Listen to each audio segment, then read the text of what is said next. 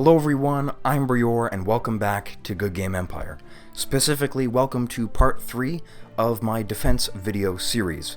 Now I know all of you are very eager to get to the part of the series in which I read incoming PvP reports and set my defenses accordingly. However, we have 3 more things to talk about before I can get there. Research, the Defense Hall of Legends perks, and various alliance-related matters. You'll see what I'm talking about in a moment. However, let's start with research. In the advanced section of the research tower, you can find 4 different research options that should be of interest to you. The first is Forced March, which will decrease your stationing times between your castles, making it essentially easier for you to support yourself. Now for me, this research option doesn't matter a whole lot because my castles are right next to one another. That's a huge advantage that I have when it comes to defense. Another research topic is marching formation, which will decrease your travel time between kingdoms, which, if you don't really care about your skips, isn't a big deal at all, but you might be able to save a few of them. However, this research option is eventually a ruby one, and I don't recommend spending a whole lot of rubies on it. Another important research option is the Scout, which will increase your detection. You definitely want to make sure that you have this one done. And finally, you might also consider the Fire Pump research option, which will help your fire reduction at your main castle. A tip for attackers who are trying to cause fire damage is that because of this research option, it's often easier to do so at outposts or a player's outer castles. Now let's talk briefly about the various defense perks you can get through the Hall of Legends. Now normally there's no reason to spend any of your legend points in the defense mode because it will cripple you in terms of your own attacks. You want to have the 5th wave and the 6th wave so you can participate in PvP and also against the foreign invaders and the Bloodcrow targets as well. But if you find yourself in a long-term war, you might decide to enable defense mode, and that's what I did in the recent war between my alliance, the Unforgiven, and the #1 alliance on the US server, the Kingdom of Neff. I made 2 videos about that war, and you can check them out by visiting the links in the video description. Anyways, because I did that, I learned more about what defense perks are good to get, so let's talk about them now. Starting with the Tier 1 perks, you will need to spend points in Tier 1 to unlock Tier 2 and so forth. I recommend that you spend all of your points in the perk Steadfast, which will increase your melee combat strength by up to 5%. In Tier 2, we have a similar situation where there's only really one good perk, and that would be Eagle Eye, which does the same thing for your ranged defenders. That will get you the Nerves of Steel Master Skill, which will increase your wall space by 10%. Overall, I think increasing the space for troops on your wall is the most important thing you can do with the Hall of Legends defense mode, and in fact, there are multiple perks dedicated to that very thing. In Tier 3, we have the perk Shoulder to Shoulder, which can increase your wall space by up to 5%. We also have the perk Firefighter, which can get you an additional 25% fire reduction, which might be very helpful for you indeed. If you're fighting against really powerful players, they might have burn commanders with extra fire damage and extra destruction. This perk won't do anything against the destruction, but it will help your castles become more flame resistant.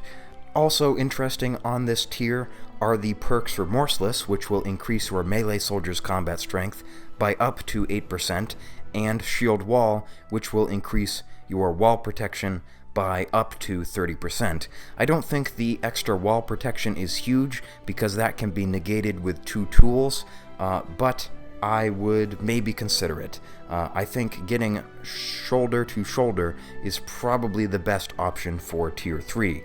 On Tier 4, we have the perk Hand to Hand, which will increase your courtyard combat strength, and we also have the perk Stalwart, which will increase your wall space by up to 10%. Now, I don't think it's necessary to go overboard on the wall space. If you're confident that you can hold a flank, or maybe even the center against a powerful 6-wave attack, you don't need to add any more troops to the wall. Instead, get that courtyard taken care of. On the 5th tier, we have the most important perk of all, Technical Innovator, which will give you an extra wall slot for a tool. Now normally, and we'll talk about this more in the defense setups video, you don't want to split your tools. So you want to have 4 copies of the same tool, 4 lime bombs for example. But with this perk enabled, you will have an extra wall slot and you can add in whatever tool you want, and it will make your defense really difficult to overcome. So that's part of the reason why I say it's not necessary to go overboard with the number of troops that you will have on the wall. If you have this perk, Technical Innovator, purchased, the wall is pretty much taken care of.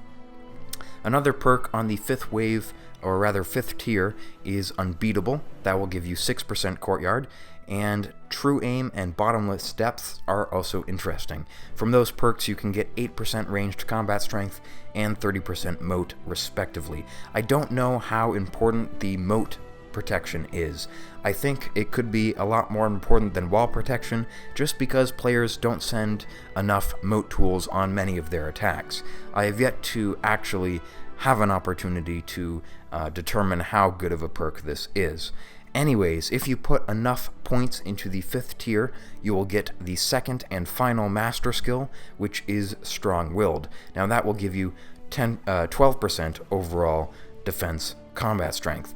Now, many players will choose to put a lot of points into defense, but keep some left over for at least getting their 5th wave. That means 120 points put into the attack mode. Personally, I don't much care for splitting the Hall of Legends like that, but I guess if you do something like that, it means that you aren't totally crippled whenever you have your Hall of Legends at least partially set to the defense. There's certainly a stigma against setting your Hall of Legends to defense mode. Many players think it's cowardly, but as I said, if you get involved with a serious, long-term war where you are outclassed, I think it's a smart move, and I will do my best to indicate which reports in my future defense videos are involving my Hall of Legends set to defense.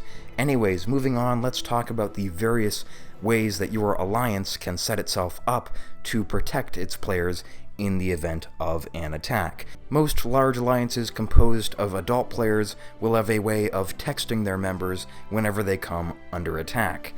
Basically, this can be handled in the notice board section. Everyone can just post their cell phone number and you can just text manually, but if you're in a fancy alliance, you might have a text website. Now here in Tough, we have a link that we go to.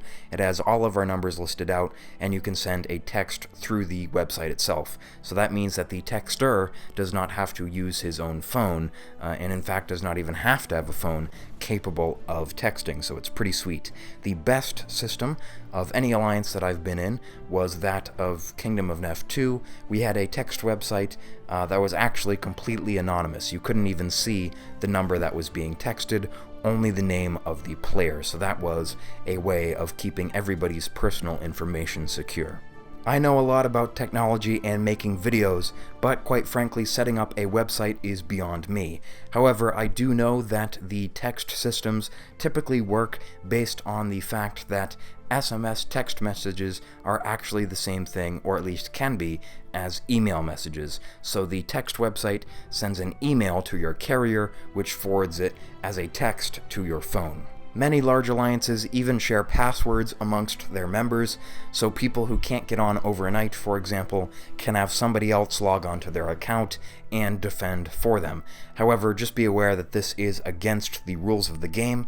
Personally, I don't do that, and I've heard many horror stories of people being locked out of their own accounts, or having things deleted, or just being hacked and their accounts being used to kick everyone else out of the alliance, etc. So it opens up a whole new world of possibilities for mayhem and trickery.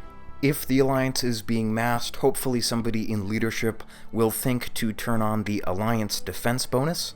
That will help you a little bit, and also hopefully your alliance is organized in a way where the players who know how to defend are set as war marshals, and they can command the chat and help give advice to players who need it.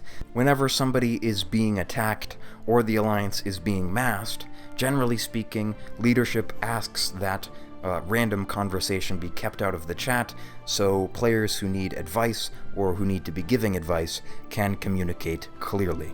If you are in a medium or large size alliance, hopefully your alliance will have a safe house.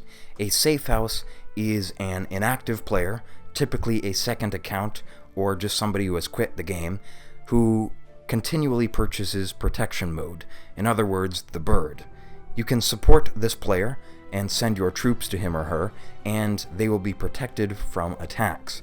This is a great way to keep your troops safe overnight, and I definitely recommend you use your safe house if your alliance has one.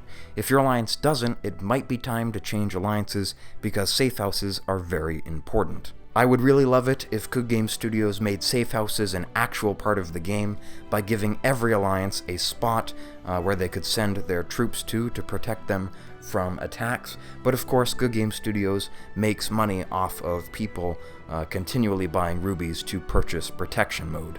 Alright, ladies and gentlemen, I think that's all we can talk about in terms of preparing to protect yourself before you are actually attacked. Next time, I'll be back and we'll take a look at some incoming PvP attacks, and I'll teach you how to read them and how to set up your defense. In the meantime, I've been Brior. Thank you very much for watching, and I'll see you next time.